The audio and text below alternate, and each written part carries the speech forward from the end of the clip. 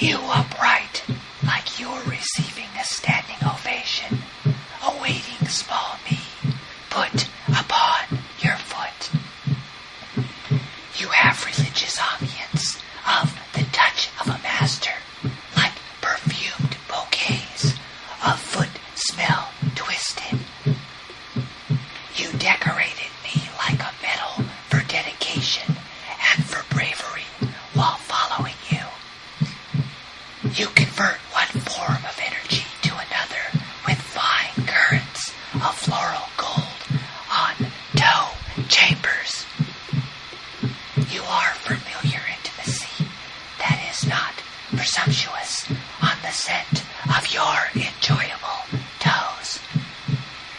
You are the striving of distant racers, overtaking the opponent to reach the finish line first.